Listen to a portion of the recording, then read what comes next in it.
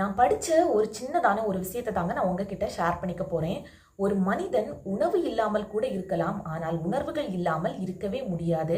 அதே மாதிரி ஒரு மனிதன் அறிவு இல்லாமல் கூட இருக்கலாம், ஆனால் உணர்வுகள் இல்லாமல் அதை வெளிப்படுத்த முடியாமல் இருக்கவே முடியாது அப்படின்ட்டு சொல்கிறாங்க. இந்த உணர்வுகளை நல்ல உணர்வுகள், தீய உணர்வுகள் அப்படின்னு சொல்லிக்கிட்டு 2 கேட்டகரியாக பிரிக்கிறாங்க. அது என்ன நல்ல உணர்வுகள் அப்படின்னு எடுத்துக்கிட்டிங்க அப்படின்னா, இந்த உணர்வுகள் பார்த்தீங்கன்னா இயற்கையாகவே மனிதனுக்கு உள்ளாடியே இருக்கக்கூடிய, தன்னையும் வளர்த்து பிறரையும் வளர்க்கக்கூடிய ஒரு உணர்வுகள். இதனால ஏதாவது ப்ராப்ளம் உண்டா அப்படின்ட்டு கேட்டால் கண்டிப்பாக கிடையாது. அதுவே இந்த தீய உணர்வுகள் பார்த்தீங்கன்னா இயற்கையாகவே மனிதனுள்ளே இருப்பதா அப்படின்ட்டு கேட்டால் கண்டிப்பாக கிடையவே செய்யாது. சந்தர்ப்ப சூழ்நிலைகளுக்கு ஏற்ப இந்த மனிதன் ஒரு மிருகமாக மாறுறதை தான் இந்த தீய உணர்வுகள் அப்படின்ட்டு சொல்கிறோம். இந்த தீய உணர்வுகள் பார்த்தீங்கன்னா அந்த மனிதனையும் சிதைத்து சக மனிதர்களையும் சிதைக்கக்கூடிய ஒரு தன்மை பெற்றது அப்படின்ட்டு சொல்கிறாங்க. Hi friends, welcome to Chris 2021 live to the way. இந்த உலகத்தை நாம் பார்க்கக்கூடிய பார்வையில் தாங்க இருக்குது. நாம் பச்சை கண்ணாடி போட்டுட்டு இந்த உலகத்தை பார்த்தோம் அப்படின்னா உலகம் பச்சையாக தான் தெரியும். அதே மாதிரி மஞ்சள் கலர் கண்ணாடி போட்டுட்டு இந்த உலகத்தை பார்த்தோம் அப்படின்னா மஞ்சள் கலரில் தான் தெரியும்.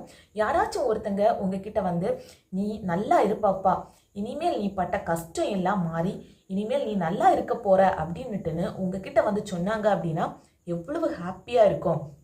அதே மாதிரி தாங்க இந்த மகிழ்ச்சி அப்படிங்கிறது ஒருத்தங்க வெளிப்படுத்தக்கூடிய ஒரு உணர்வுகளில் இருந்தும் அது வெளிப்பட்டு தன்னையும் மகிழ்வித்து பிறரையும் மகிழ்விக்கக்கூடியது அப்படின்னே சொல்லலாம்.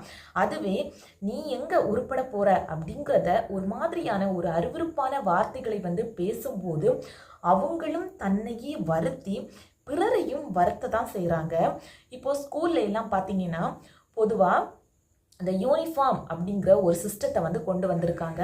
அதாவது ஹேர் எப்படி வலிக்கணும், அதுலேருந்து தொடங்கி எப்படி கட் பண்ணணும் அப்படிங்கிறதுல இருந்து என்ன ட்ரெஸ் கோட் அப்படிங்கிறது வரைக்கும் எல்லாமே ஒரு யூனிஃபார்மிட்டியாக கொண்டு வந்திருக்காங்க.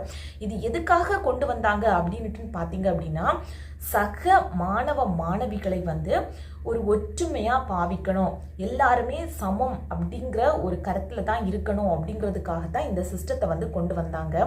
பட் அதுவே அந்த கிளாஸில் பார்த்தீங்கன்னா ஏழை மாணவிகளும் படிப்பாங்க, வசதி படைத்தவங்களும் படிப்பாங்க. பட் எல்லாருமே சமமாக இருக்கணும் அப்படிங்கிறதுக்காகத்தான் அந்த யூனிஃபார்ம் அப்படிங்கிற சிஸ்டத்தையே கொண்டு வந்தாங்க. பட் இதில் ஒரு ஏழை மாணவியும் படிச்சுக்கிட்டு இருக்காங்க, ஒரு வசதி படைத்த மாணவியும் படிச்சுக்கிட்டே இருக்காங்க. அந்த வசதி படைத்த மாணவி ஒரு ஏழை மாணவிக்கு ஏதாவது ஒரு விதத்தில் ஹெல்ப் பண்ணாங்க அப்படின்னா அங்கே ஒரு அனோனியம், அன்பு, அக்கறை வெளிப்படுது. இந்த உணர்வுகள் பார்த்தீங்கன்னா ஒருத்தங்களை வளர்க்கும். அவங்கள வளர்க்கும் போது பார்த்தீங்கன்னா இவங்களுக்கும் இந்த வசதி படைத்த மாணவிக்கும் பார்த்தீங்கன்னா ஒரு விதமான மகிழ்ச்சி வெளிப்படும். அதே அந்த வசதி படைத்த மாணவி இந்த ஏழை மாணவிக்கு பார்க்கும்போது எல்லாம் ஒரு மாதிரியான ஒரு இழிவான வார்த்தைகளை பேசும்போது அந்த இழிவான வார்த்தைகள் அந்த ஏழை மாணவிக்கும் கஷ்டத்தை தான் கொடுக்கும். அதே மாதிரி அந்த வார்த்தைகளை பேசும்போது தன்னை அறியாமலே ஒரு தீய உணர்வால் அந்த மாணவியும் பாதிக்கப்படுறாங்க அப்படிங்கிறது தாங்க உண்மை. பட் இதே சிச்சுவேஷன் பார்த்தீங்கன்னா இப்போ எல்லாம் சாதி மத வெறியினால ஏகப்பட்ட பிரச்சனைகள் இந்த உலகத்தில் நடந்துக்கிட்டே இருக்கு. இந்த சாதி மத வெறியால் பார்த்தீங்கன்னா கொலை, அதுக்கப்புறமா வெட்டுறது, ஒருத்தங்களை ஒருத்தங்க தாக்குறது, இந்த மாதிரியான செயல்கள் எல்லாமே நடந்துக்கிட்டே இருக்கு. இதனால அவங்களுக்கும் வேதனையை கொடுத்து அவங்க யாரை தாக்குறாங்களோ அவங்களை சார்ந்தவர்களுக்கும் ஒரு வேதனையை தான் ஏற்படுத்துது. இது இந்த உலகத்தில் தேவையா அப்படின்ட்டு கேட்டால் கண்டிப்பாக கிடையாது. ஒருத்தங்க சொல்கிறாங்க, நான் இந்த சாதி சான்றிதழை பெறதுக்காகவே 500 ரூபாய் லஞ்சம் கொடுத்தேன் அப்படின்னுட்டுன்னு. பட் இதை கேட்கும் போது ஒரு ஆத்திரம் தாங்க ஏற்படுது. இப்போ இருக்கிற சிச்சுவேஷன்லேயும் லஞ்சம் அப்படிங்கிறது இருந்துக்கிட்டே தான் இருக்கா அப்படின்னுட்டுன்னு நமக்கு ஆத்திரமும் கோபமும் தான் ஏற்படுது. ஸோ இது எல்லாம் பார்த்தீங்கன்னா இந்த தீய உணர்வுகள் இந்த மாதிரியான ஒரு சாதி மத வெறியால் ஒரு மாதிரியான விஷயங்களை எல்லாம் பண்ணும்போது பார்த்தீங்கன்னா அங்கே ஒரு அனோனியம் அப்படிங்கிறது ஏற்படாது. அவங்க தன்னையும் காயப்படுத்தி தன்னை சார்ந்தவர்களையும் காயப்படுத்தி யாரை காயப்படுத்துகிறாங்களோ அவங்களையும் அவங்க குடும்பத்தாரையும் அவங்களுடைய சுற்றத்தாரையும் தாங்க அவமானப்படுத்தி கேவலப்படுத்தி காயப்படுத்தி மனதளவிலையும் சரி உடல் ரீதியாகவும் சரி ஒரு பெரிய ஒரு இக்கட்டான நிலைக்கு வந்து அவங்க வந்து கொண்டு போகிறாங்க. இந்த தீய உணர்வுகள் அப்படின்னாலே அந்த மனிதனை வந்து மிருகமாக்கக்கூடிய ஒரு உணர்வு அப்படின்னே சொல்லலாம். ஸோ இதைத்தான் சிம்பிளான ஒரு கதை மூலம் நான் உங்ககிட்ட ஷேர் பண்ணிக்கலாம் அப்படின்ட்டு நினைக்கிறேன். ஒரு முறை பார்த்தீங்கன்னா கிருஷ்ண பரமாத்மா நல்லவனான தருமனையும் தீயவனான துரியோதனையும் வந்து கூப்பிடுறாங்க. ஸோ அவங்களுக்கு ஒரு டாஸ்க் வந்து வைக்கிறாங்க. இந்த உலகத்தில் வந்து நல்லவர்கள் வந்து அதிகமாக இருக்கிறாங்களா தீயவர்கள் வந்து அதிகமாக இருக்கிறாங்களா அப்படிங்கிறத சுற்றி பார்த்துக்கிட்டு வந்து சொல்லுங்க அப்படின்னு. ஸோ இந்த நல்லவனான தருமனும் தீயவனான துரியோதனை வந்து புறப்பட்டாச்சு. அப்படியே சுற்றி பார்த்துக்கிட்டு கிருஷ்ண பரமாத்மா கிட்ட வர்றாங்க. வந்து ஃபஸ்ட்டு வந்து தர்மன் சொல்கிறாங்க, இந்த உலகத்தில் நிறைய நல்லவங்க தான் நிறைய பேர் இருக்காங்க அப்படின்னுட்டுன்னு. ஸோ சடனாக இதை கேட்ட உடனே துரியோதனுக்கு ஒரே அதிர்ச்சி. துரியோதன் சொல்கிறான், இல்லை நான் சுற்றி பார்த்ததில் இந்த உலகத்தில் எல்லாருமே தீயவர்களாகத்தான் இருக்கிறாங்க அப்படின்ட்டுன்னு. ஸோ இதில் இருந்து உங்களுக்கு என்ன புரியுது? நம்ம நல்ல உணர்வுகளோடு உலகத்தை பார்க்கும்போது உலகம் நல்லதாக மட்டும்தான் தெரியும். ஒரு தீய உணர்வோடு உலகத்தை பார்க்கும்போது எல்லாமே தீயதாக தான் தெரியும். இதுக்கு வந்து ஒரு பெஸ்ட்டான எக்ஸாம்பிளாட்டு நல்லவனான தருமனையும் தீயவனான துரியோதனையும் எடுத்துக்கலாம். நல்லவனான தருமன் பார்த்தீங்கன்னா ஒரு நல்ல எண்ணத்தோடு இந்த உலகத்தை பார்த்ததுனால ஒரு நல்லது மாதிரியான ஒரு வைப்ரேஷன் வந்து ஏற்பட்டுச்சு. அதே மாதிரி இந்த தீயவனான துரியோதன் பார்த்தீங்கன்னா இந்த தீய உணர்வுகளோடு இந்த உலகத்தை பார்த்ததுனால ஒரு அதாவது ஒரு கெட்ட சக்தி ஆன ஒரு பிம்பம் தாங்க அவனுக்கு வந்து புலப்பட்டது. ஸோ இது மாதிரி தாங்க எப்போதுமே நம்மளுடைய எண்ணங்கள் மட்டும்தான் என்ன அப்படிங்கிறதையே பிரதிபலி. இந்த நல்ல உணர்வுகள் பார்த்தீங்கன்னா ஒரு மனிதனை மனிதனாக மாற்றுவதற்கு இந்த நல்ல உணர்வுகள் தான் ரொம்பவே ஒரு முக்கியமாக இருக்கிறது. இந்த மனிதனையும் கொண்டது அப்படின்னுட்டுனா இந்த நல்ல உணர்வுகளை தாங்க நாம் சொல்லுவோம்.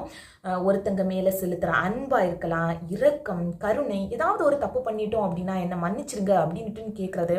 ஒருத்தங்க வந்து துவண்டு போய் இருக்கும்போது அவங்களுக்கு வந்து நம்பிக்கை கலந்த சில வார்த்தைகளை வந்து பேசும்போது நமக்கும் நம்பிக்கை அப்படிங்கிறது நம்மளுடைய மைண்டில் வந்து ஏற்படும். அதே மாதிரி இந்த சேம் வைப்ரேஷன் தான் அவங்களுக்கும் இருக்கும். அதாவது நல்ல உணர்வுகளை வந்து நாம் வந்து வெளிப்படுத்தும் போது ஸோ இந்த மாதிரியான இந்த விஷயங்கள் பார்த்தீங்கன்னா மனித நேயம் உள்ள இந்த செயல்களை தாங்க நல்ல உணர்வுகள் அப்படின்ட்டு சொல்கிறோம். அதுவே தீய உணர்வுகள் பார்த்தீங்கன்னா தனக்கும் துன்பத்தை கொடுத்து தன்னை சார்ந்தவர்களையும் வந்து அழிவை நோக்கி வந்து தள்ளுறது தாங்க இந்த தீய உணர்வுகள். ஸோ இது பார்த்தீங்கன்னா ஒருத்தங்க மேலே வந்து ஒரு வெறுப்பை காட்டுறது, கோபம், பேராசை, இந்த மாதிரியான செயல்கள் எல்லாம் பார்த்தீங்கன்னா சிலருக்கு பார்த்தீங்கன்னா எவ்வளவு தான் இருந்தாலும் அடுத்தவங்க கிட்ட என்ன இருக்குது அப்படிங்கிறதுலையே ஒரு கண் வந்து இருந்துக்கிட்டே இருக்கும். இதனால அவங்களுக்கு நிம்மதி இருக்குமா அப்படின்னு கேட்டால் கண்டிப்பாக கிடையாது. எப்போதுமே நம்ம கிட்ட என்ன இருக்கோ அதில் வந்து திருப்தியாக வாழ்கிறதுக்கு வந்து பழகிக்கணும். என்கிட்ட இருக்கிறது அவங்க கிட்ட இல்லையே அப்படிங்கும்போது ஒரு ஹெல்பிங் மென்டாலிட்டி வரும், அதில் ஒரு இரக்க குணம் வரும். இது பார்த்தீங்கன்னா ஒரு நல்ல உணர்வுகளை வந்து வெளிப்படுத்தி தன்னையும் வளர்த்து பிறரையும் வளர வைக்கும். பட் அதே என்கிட்ட இல்லாதது அவங்க கிட்ட எப்படி இருக்கலாம், அதே அவங்க கிட்ட இருக்கு என்கிட்ட இல்லையே அப்படிங்கிற ஒரு தாழ்வு மனப்பான்மையெல்லாம் வரும்போது பார்த்தீங்கன்னா அது வந்து உயிரோடையே சிதைச்சிரும். ஸோ எப்போதுமே இந்த உணர்வுகள் அப்படிங்கிறது முக்கியமான ஒரு விஷயம். ஸோ நல்ல உணர்வுகளை மட்டுமே நாம் வந்து வளர்த்துப்போம். தீய உணர்வுகளை வந்து வெளிப்படுத்தாமல் நமக்குள்ளே உருவாகாமல் வந்து தடுக்கிறது அப்படிங்கிறது ரொம்பவே முக்கியமான விஷயம். ஸோ இந்த பதிவு உங்களுக்கு யூஸ்ஃபுல்லாக இருந்திருக்கும் அப்படின்ட்டு நினைக்கிறேன். யூஸ்ஃபுல்லாக இருந்துச்சு அப்படின்னா லைக் பட்டனை ப்ரெஸ் பண்ணிக்கோங்க. இது தான் நம்ம சேனலை ஃபஸ்ட் டைம் பார்க்குறீங்க, இந்த கண்டென்ட் உங்களுக்கு பிடிச்சிருந்துச்சு அப்படின்னா சப்ஸ்கிரைப் பட்டனை ப்ரெஸ் பண்ணிவிட்டு கூடவே பக்கத்தில் இருக்கிற பெல் ஐக்கானை கிளிக் பண்ணிக்கோங்க. தேங்க்யூ.